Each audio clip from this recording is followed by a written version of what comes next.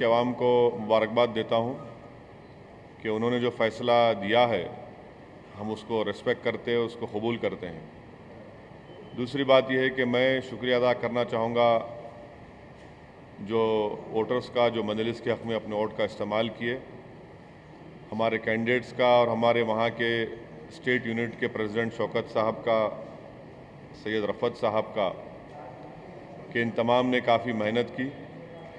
मैंने इलेक्शन के दौरान और उससे पहले भी इस बात का वादा किया था कि मैं सिर्फ इलेक्शन लड़ने के लिए उत्तर प्रदेश नहीं जा रहा हूँ, मैं उत्तर प्रदेश को जाता रहूँगा, अपनी पार्टी को मजबूत करता रहूँगा। चौथी बात यह है कि इस इलेक्शन के नतीजे से एक बात साफ और वाज़ेह हो गई कि जो हमेशा एक बात कही जाती थी कि मुस्लिम वोट बैंक की, मेरा हमेशा से मानना यह रहा कि मुस्लिम वोट बैंक कभी नहीं था, ये एक मिथ है।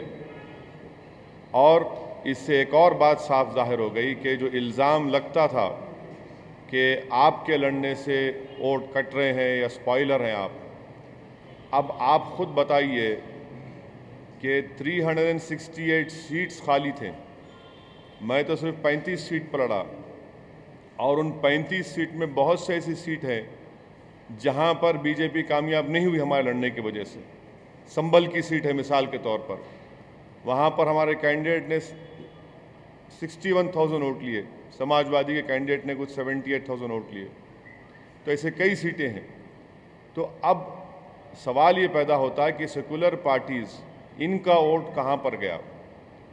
उत्तर प्रदेश के पार्लियामेंट इलेक्शन जब हुए थे 14 में, कोई भी मुसलमान आज़ादी के बाद से पहली मरतबा ऐसा कि एक भी मुसलमान वहाँ से कामयाब नहीं हुआ।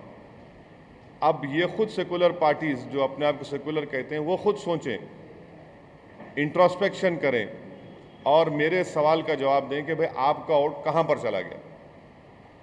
क्या अभी भी वो उस पर गौर करेंगे या फिर इल्ज़ाम लगाते रहेंगे।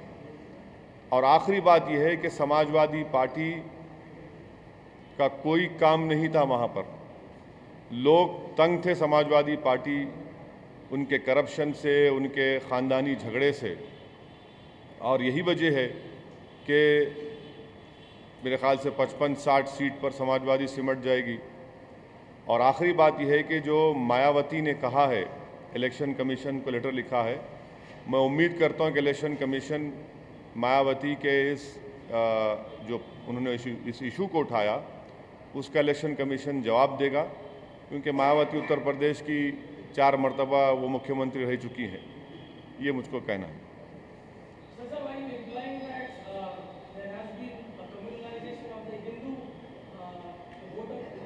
Well, I have always been stating this, that there was never and there will never be a Muslim vote bank.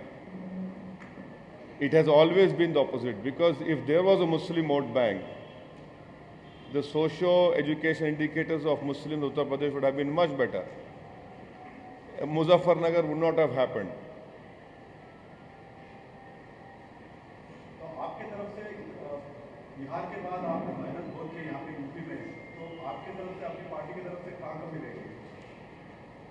अब ये तो एक बहुत बड़ा सब्जेक्टिव चीज़ है, यकीनन कहीं ना कहीं कमी रही होगी, मगर याद रखिए पहली मर्तबा जब आप इलेक्शन लड़ रहे हैं तो मेरे सोच में ही नहीं था कि मैं इतनी बड़ी सीटें जीत जाऊंगा। मेरा मकसद ये था कि मैं लड़ूं इलेक्शन, अपनी पार्टी को मजबूत करूं, और अल्हम्दुलिल्लाह वो काम हो चुका है। अब कोशिश करते रहेंगे, ज़िंदगी जिद्दोजहद का नाम है। अब कामयाबी मुझे नहीं मिलेगी इस दुनिया में, ठीक है, कम से कम आने वाली नस्ल को तो तकलीफ़ नहीं उठाना पड़ेगा, मगर हम मेहनत करते रहेंगे, जुस्तजू करते रहेंगे। मगर एक बात तो साफ़ हो गई कि अब ये मुस्लिम वोट बैंक के बारे में बात करने वाले और फिर वोट काटने की जो बात करते हैं, अब इनको सोचना पड़ेगा कि कहाँ इनकी कमज़ोरी है।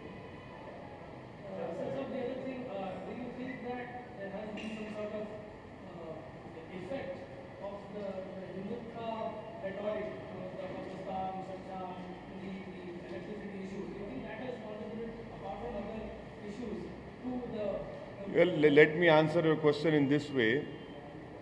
I am pretty much sure that majority of the Muslims have not voted for BJP.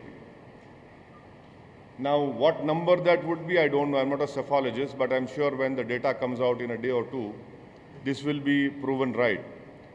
Majority of the Muslims, maybe 80-90% would not have voted.